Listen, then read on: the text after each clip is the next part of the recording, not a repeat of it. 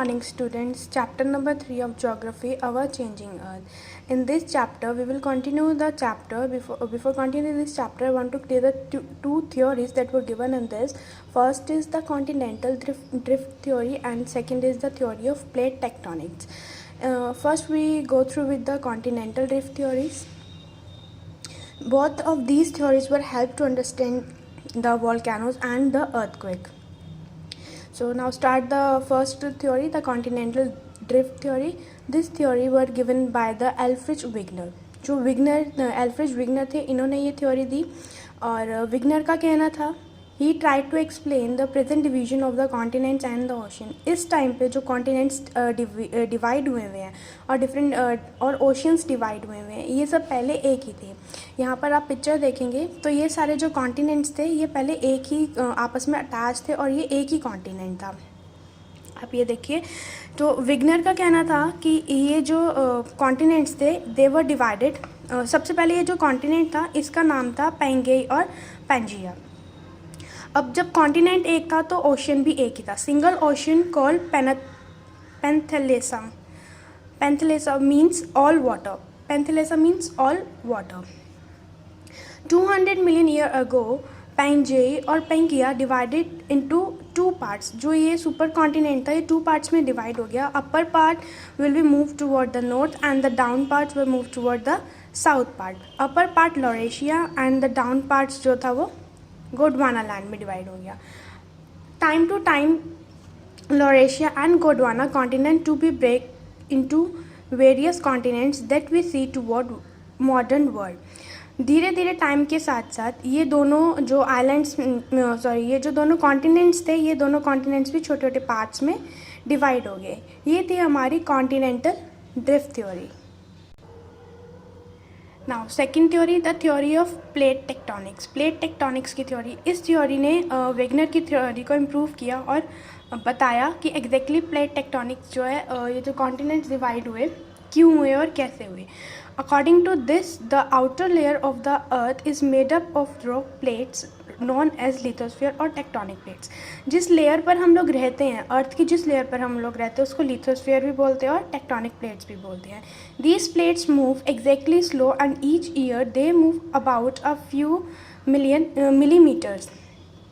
ये जो हमारी प्लेट्स हैं थोड़े थोड़े टाइम में अपने आप ही ये मूव करती रहती है. अब हम इन प्लेट्स की मूवमेंट देख लेते हैं. फर्स्ट है conversion movement, diversion movement and transfer movement. In movements की वजह से जो है हमारे लैंड फॉर्म्स में चेंजेस आते हैं. फर्स्ट देखते हैं कन्वर्जन मूवमेंट. कन्वर्जन मूवमेंट क्या होता है, जो ये टेक्टोनिक प्लेट, ये जो हमारी प्लेट्स हैं, हमारी प्लेट्स जो हैं आपस में एक दूसरे के साथ इस तरह से, अब जैसे ये प्लेट्स हैं एक दूसरे के साथ कोलाइड होती है. जब ये बहुत प्रेशर के साथ ज़ोर से कोलाइड होती हैं तो जो लोअर पार्ट होता है वो ऊपर उठ जाता है और जो हैवियर पार्ट होता है वो नीचे चला जाता है. अब ये लोअर हैवियर पार्ट कैसे होते हैं, हमारे क्रस्ट में जो मैग्मा है, जो प्रेशर है, उस वजह से लेयर्स और जो प्लेट्स हैं वो हैवी और लाइट होती हैं. जो लाइट वाली लेयर है वो ऊपर उठ जाती है, वो माउंटेन्स की फॉर्म ले लेती हैं, और जो हैवियर होती हैं वो माउंटेन्स के नीचे चली जाती है. ये होती है हमारी कन्वर्जन मूवमेंट्स. ये collide with each other and cause mountains. इनकी वजह से माउंटेन्स जो है वो बने हैं. इसका एग्जांपल जो है हमारे इंडिया में हिमालय का है. हमारा जो इंडिया है एशिया के साथ जब अटैच हुआ कन्वर्जन मूवमेंट की वजह से, तब जो माउंटेन्स रेज हुए वो हिमालय के माउंटेन्स रेज हुए. नेक्स्ट है हमारी डाइवर्जन मूवमेंट. डाइवर्जन मूवमेंट में क्या है, ये जो हमारी प्लेट्स होती हैं ऑपोजिट डायरेक्शन में प्रेशर के साथ एक प्लेट से दूसरी प्लेट से दूर जाती हैं, स्प्रेड होती हैं ऑपोजिट डायरेक्शन में. जब ये एक दूसरे से स्प्रेड होती हैं, स्प्रेड होने की वजह से वोल्केनोज जो है वो इरिप्ट होते हैं. ये हमारी डाइवर्जन मूवमेंट है. थर्ड है हमारी ट्रांसफॉर्म मूवमेंट. ट्रांसफॉर्म मूवमेंट में क्या होता है, जो हमारी प्लेट्स हैं ये किस तरह से मूव होती है, ये भी ऑपोजिट डायरेक्शन में होती है. एक प्लेट ऊपर की साइड हो जाती है और एक नीचे की साइड आ जाती है. इस वजह से जो है वो अर्थक्वेक अकर होते हैं. मैंने आपको ये दो थ्योरीज जो समझाई हैं, इन दो थ्योरीज के बेसिस पर हम आगे देखेंगे कि वॉल्केनोस और अर्थक्वेक किस तरह से फॉर्म्ड होते हैं। लास्ट क्लास में we will study about the 3 types of volcanoes: active volcano, dormant and extinct volcano. इन वॉल्केनोस के बारे में हमने पढ़ा था कि ये किस तरह के वॉल्केनोस होते हैं, कौन से लाइव होते हैं, कौन से डेड, और कौन से जो वॉल्केनोस हैं वो टाइम पीरियड के बेसिस पर जो है वॉल्केनोस आते हैं, रिप्ट होते हैं। अब मैं आपको उन वॉल्केनोस के एग्जांपल्स दे रही हूँ। एक्टिव वॉल्केनो का जो एग्जांपल है, फर्स्ट इटली में है माउंट एटिना, इंडिया में है बेरिन आइलैंड, अंडमान सी में। डोरमेंट वॉल्केनो का एग्जांपल भी इटली में है, माउंट वेसियस। एंड एक्सटिंक्ट वॉल्केनो का जो एग्जांपल है वो अफ्रीका में है, किलिमंजारो, और यूएसए में रेनियर। यहाँ पर हमारा वॉल्केनो का पार्ट फिनिश होता है। आपको पता है कि एक्टिव वॉल्केनो कौन से होते हैं, डोरमेंट कौन से, और एक्सटिंक्ट वॉल्केनो कौन से होते हैं। Now start with the new topic, earthquake. Earthquake क्या है? Sudden shaking of the earth. The meaning देखते हैं। The sudden shaking of the earth caused by internal force of the earth is called the earthquake.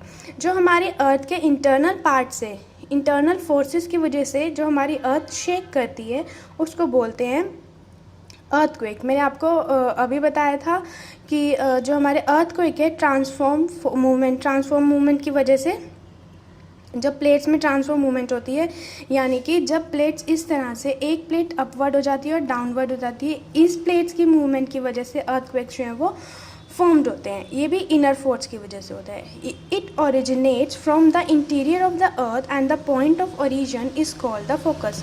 ये हम जो earthquake है हमारे interior से स्टार्ट होता है, और जहाँ से अर्थक्वेक हमारा स्टार्ट होता है उसको फोकस पॉइंट बोलते हैं। और फोकस पॉइंट जो होता है उसके बिल्कुल डायरेक्ट अपवर्ड, जो लिथोस्फीयर वाली लेयर है जहाँ पर ये इफेक्ट करता है, उसको एपिसेंटर बोलते हैं। The point of origin is called the focus. The point on the surface of the earth exactly above the focus is called the epicenter. The earthquake sends shocking waves all around and cause widespread destruction to life and property. जो भी earthquake आता है तो ऐसा नहीं है कि सिर्फ इसी पार्ट पे आता है, नहीं। जब ये अर्थक्वेक आता है तो अर्थक्वेक इस तरह की फॉर्म में जो वेव्स, शॉकिंग वेव्स आती हैं वो कुछ इस तरह की फॉर्म्स में आती हैं और ये पूरे पार्ट को इफ़ेक्ट करती हैं। और अर्थक्वेक की ये जो शॉकिंग वेव्स होती है बहुत ही डेंजरस होती हैं और इससे लाइफ का और प्रॉपर्टी का बहुत ज़्यादा लॉस होता है। Now the vibration of the earth, जो अर्थ की में वाइब्रेशन होने की वजह से जो वेव्स आती हैं उनको बोलते हैं seismic waves. Now kind of earthquake, किस तरह की अर्थक्वेक्स की वेव्स जो हैं वो आती हैं। फर्स्ट है primary waves, secondary waves and surface waves. Primary waves देखें तो फास्ट एंड फॉरमोस्ट वेव्स सबसे पहले यही आती हैं और ये बहुत तेज़ जो है वो वेव्स होती हैं। इससे क्या होता है कि हमें झटका लगता है। और इनको पुश वेव्स और पी वेव्स भी बोला जाता है। इनकी जो स्पीड है 6 किलोमीटर पर सेकेंड की स्पीड से, इनकी इस वेव्स की जो ट्रैवलिंग स्पीड है वो 6 किलोमीटर पर सेकेंड के स्पीड से है। नाउ सेकेंडरी वेव्स जो होती हैं प्राइमरी वेव्स के बाद आती हैं। प्राइमरी वेव्स तो जो फास्ट होती हैं, बट उसके साथ साथ जो सेकेंडरी वेव्स होती हैं ये बहुत ही ज़्यादा तेज़ झटका देने वाली जो है वो वेव्स होती हैं। इनको शॉकिंग वेव्स बोलते हैं। It comes after the primary waves.